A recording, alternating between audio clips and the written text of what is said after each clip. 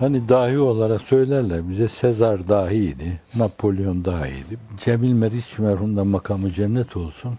Evet, hüsnü zan diyorum ben onun için de. Hitler için de deli teke. Ona da dahi dediler. O öyle der, deli teke. Şimdi Kıtmir diyorum ki ben, insan öyle tek başına bir dahi değil de yani, ya Napolyon kafasının 10 katını taşısa hakikaten omuzlarında, Sezar'ın 10 katını taşısa, Büyük İskender'in kafasında 10 katını taşısa, o kabiliyetin, o istidadın, o muhakemenin, o mantığın, o strateji istidadının, o fevkaladeliğin 10 katını taşısa, bence onunla hareket etse, 3 adamla istişare etme seviyesinde değildir o yine. O farklı mülahazaların ortaya konması, çare aranması o mevzuda, tezakür dediğimiz şey çok önemlidir. Efendimiz sallallahu aleyhi ve sellem hep bu ufku gösteriyor bize. Mahabe men isteşare buyuruyor. İstişare eden haybet yaşamaz diyor Efendimiz sallallahu aleyhi ve sellem. Peygamber olduğu halde, vahiy ile müeyyet bulunduğu halde Efendimiz sallallahu aleyhi ve sellem muhataplarına, sahabe-i kirama, kendisini dinleyenlere meseleyi meşveret şeklinde sunuyordu. Onların fikirlerini alıyor, ona göre hareket ediyordu. Hatta Uhud'da ona göre hareket etti. Kutup fi zilalde şöyledir. O Uhud Savaşı ile alakalı vakayı, o serencameyi sergilerken şöyledir. Efendimiz orada başına gelecek şeyi, sahabinin başına gelecek şeyi de biliyordu. Fakat sahabiyle istişare etmişti. Çoğunluk dışarıya çıkma ve Uhud'da düşmanla göğüs göğüse yaka paça olmayı yeğlemişti. Efendimiz bilseydi ki orada bütünüyle o cemaat yok olacak, istişarenin sabit bir kural olarak pratikte de yerleşmesi için yine çıkacaktı, yine çıkacaktı, yine çıkacaktı diyor. İmza atıyor musunuz buna? O dini bir kuraldır. Onu yerleştirme temsilli olur. Nazari olarak söylersiniz çok güzel şeyler. Onlar ütopik sayılır. Fakat o meseleyi hakikaten bizzat temsili olarak göstermek çok önemlidir. Uhud'da Efendimiz, Bedir'de de, Uhud'da da o meseleyi temsili olarak göstermiştir. Nasıl yapalım? Birkaç sohbet evvel geçtiği gibi Hüdeybiye'de Efendimiz Ümmü Seleme validemizle mesele istişare ediyor. Yani sahabenin bir karşı koymasıyla, bir mukavemetiyle karşı karşıya kalıyor. Henüz hikmetini anlayamamışlar. Maslahat gözlerinin önünde tebellür etmemiş. Bundan dolayı bir, muhalefet ederlerse mahvolurlar. İki, onların dediklerine uyulursa orada o Mekkelilerin hepsi bütünüyle kuvvetle, kaba kuvvetle tepelerine bindiğiniz zaman orada sadece kini, nefreti artırmış olursunuz. Ve arkadan gelen nesiller de kin, nefret tevarüs ederler. Çocuklarına, torunlarına onu fısıldarlar. Bunlar bize bunu yaptılar derler. Ağıtlar döktürürler. Ben çocukluk dönemimde hep işitmiştim. Yansın Gozat, yansın Gozat'ın gençleri intikam alsın. Belli bir dönemde, 25'li yıllarda bir şeyler yapılmış. Ta o dönemde, benim çocukluk dönemimde, yani 50'li yıllarda bu meseleler hep terennüm ediliyordu. İşte bunu yaparsınız. Ve Efendimiz sallallahu aleyhi ve sellem bir yönüyle böyle bir şeyde kalıyor orada. Kader dengi değerlendireceksiniz. Bir sürü insan manen riske atılmış olacak. Ümmü Seleme validemize soruyor. Böyle bir şey diyor durum. Ya Resulallah, kadın. Yani kadınlık alemi de duysun bunu. Bir peygamber kadınla harple alakalı, savaşla alakalı, sulhla alakalı bir mesele istişare ediyor. Günümüzün feministleri bu meseleyi tahayyül bile edememişlerdir. Hem de kendi hanımıyla, hem de cahiliyeden çıkmış bir kadınla. Bu dönemde kadının canı var mı yok mu? Bu da bir insan mı değil mi? Mahluk sayılır mı sayılmaz mı? Böyle bir anlayıştan onları çekmiş çıkarmış, o kadınla istişare ediyor Allah Resulü sallallahu aleyhi ve sellem. Diyor ki ya Resulallah, çık kendi kurbanını kendi elinle kes. Bakalım Mevla neylerse güzel eyler. Çıkıp kendi kurbanını kesince insan psikolojisi.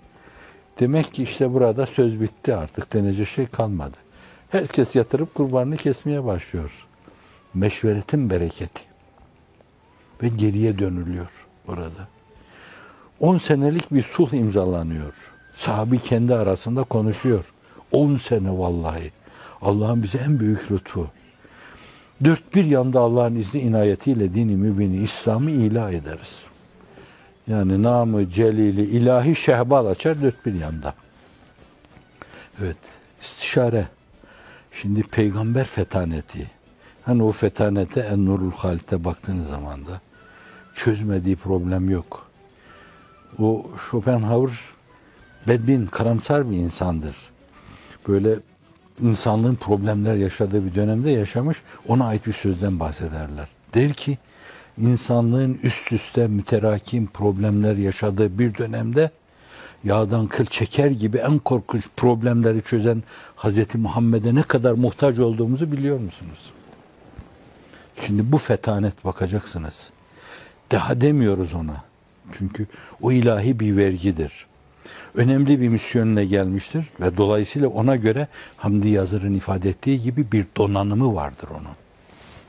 O problemleri yağdan kıl çeker gibi çözer Allah'ın izni inayetiyle. Fakat bir disiplinin oturması lazım. Meşveret, meşveret, meşveret.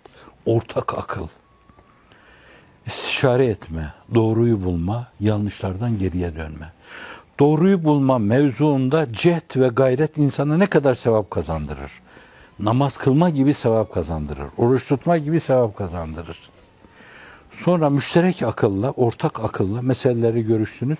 Yanlıştan dönme orada.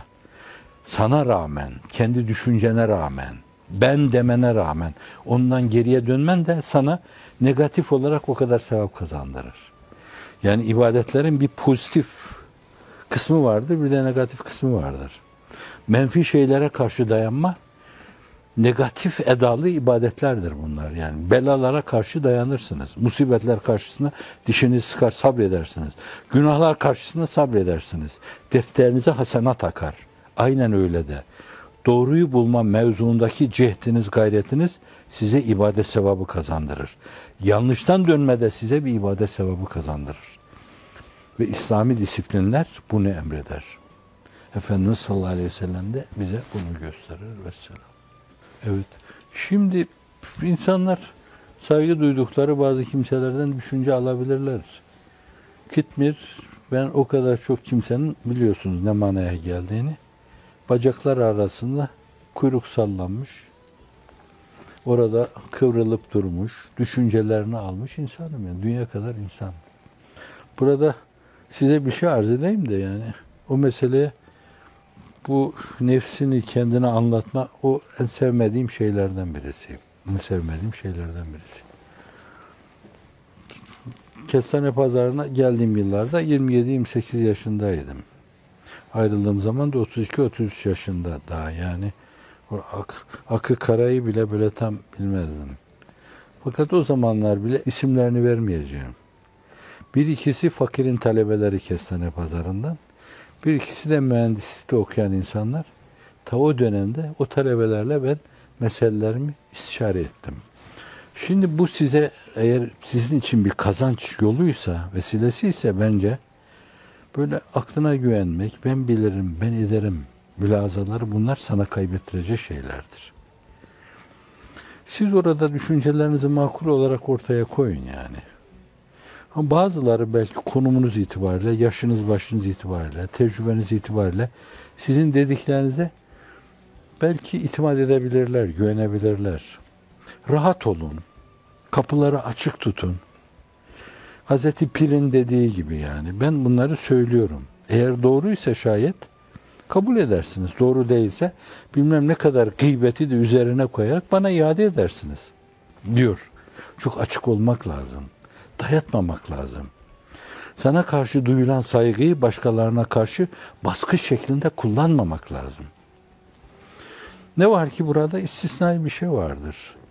Henüz biz böyle devlet çapında bu terbiye ile müeddep bulunmadığımızdan dolayı devairi devlette vazifeli olan insanlar, bir kaymakam, bir vali, bir hakim, bir savcı, bir emniyet müdürü, bir polis müdürü, bir amiri, bir komiser, bir yardımcı komiser. O hiyerarşik yapı içinde bunlar emir, komuta zincirine bağlı olarak hareket etmezler, kargaşa olur yani.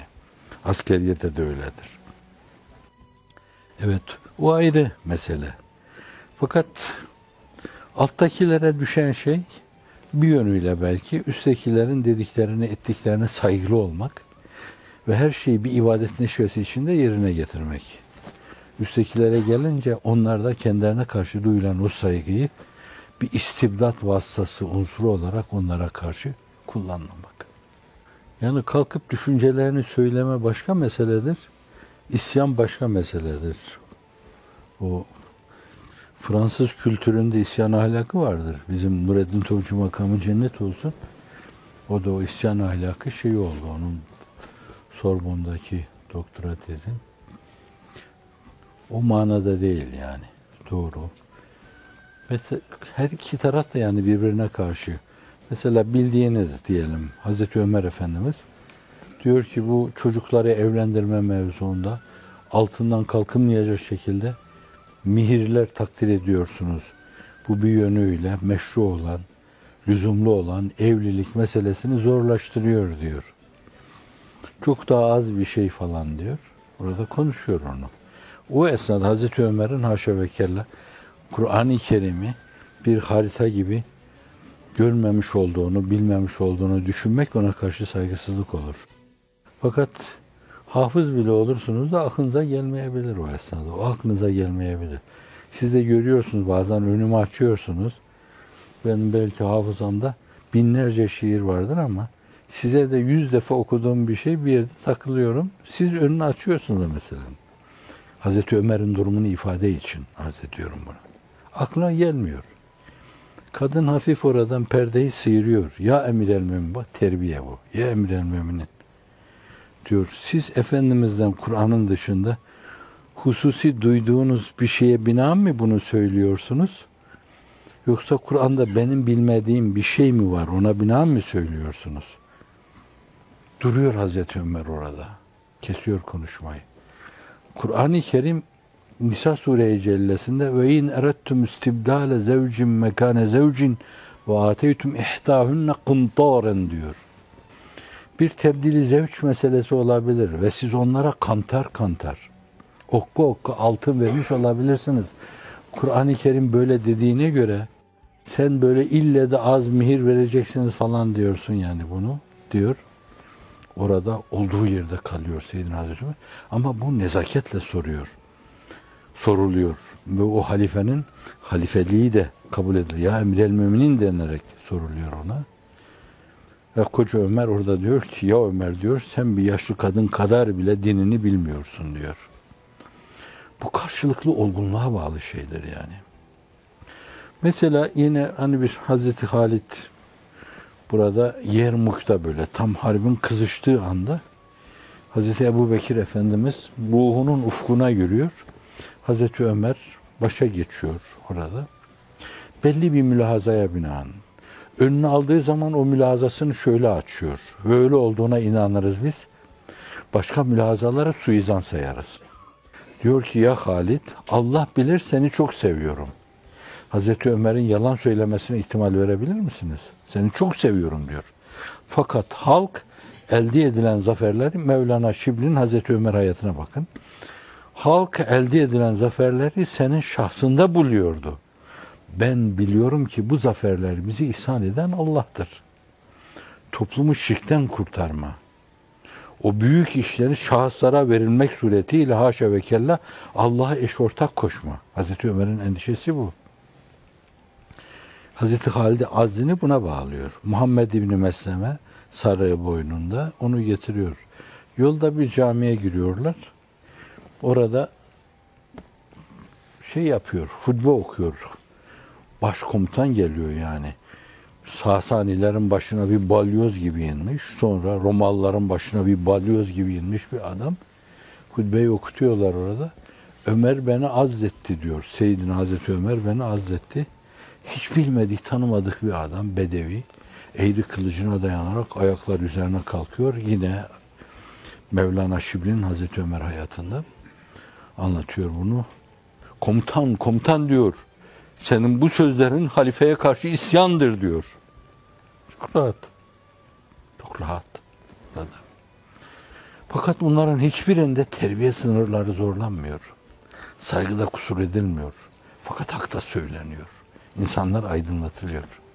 O da koca komutan kendisine yakışanı yapıyor. Diyor ki Ömer hayattayken kimse ona baş kaldırmaz.